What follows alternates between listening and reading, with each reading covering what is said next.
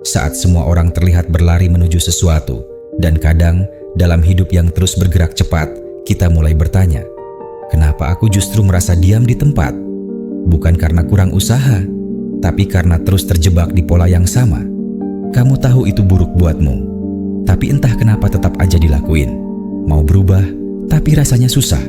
Mau jadi lebih baik, tapi seringkali jatuh ke lubang yang sama. Hari ini, kita bakal ngobrol soal kenapa mengubah diri itu sulit, tapi juga kenapa kamu masih bisa berubah asal tahu caranya. Dan iya, kita akan sedikit bahas tentang psikologi, tentang bagaimana luka lama bisa bentuk cara kita hidup hari ini, tentang kenapa niat doang nggak cukup, dan kenapa kamu nggak harus merasa gagal hanya karena butuh waktu lebih lama dari orang lain.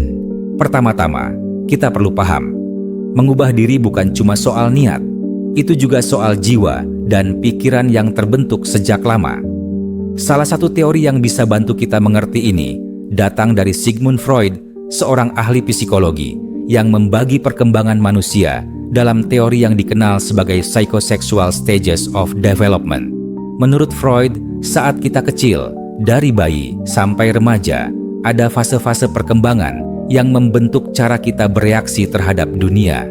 Kalau ada trauma, tekanan, atau sesuatu yang nggak terselesaikan di salah satu fase itu, kita bisa tersekat di sana. Misalnya, kalau waktu kecil kamu nggak pernah merasa aman, kamu bisa tumbuh dengan rasa takut ditinggal atau selalu merasa nggak cukup. Rasa tidak aman ini seringkali muncul bukan karena satu kejadian besar, tapi karena pengalaman kecil yang berulang. Mungkin kamu tumbuh dalam lingkungan yang tidak stabil, sering melihat pertengkaran atau merasakan tekanan yang tidak kamu mengerti. Atau mungkin kamu tidak pernah benar-benar mendapatkan sentuhan kasih sayang yang cukup dari orang tua.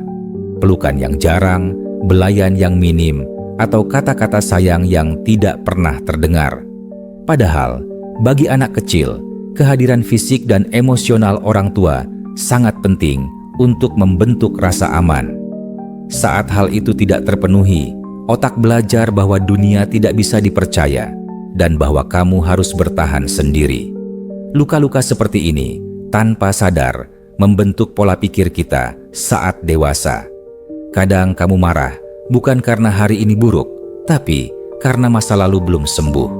Dan luka yang tidak kita kenali akan terus mengarahkan hidup kita dari balik layar. Atau mungkin kamu nggak pernah sadar. Kamu ngelakuin sesuatu bukan karena itu kamu banget, tapi karena kamu terbiasa.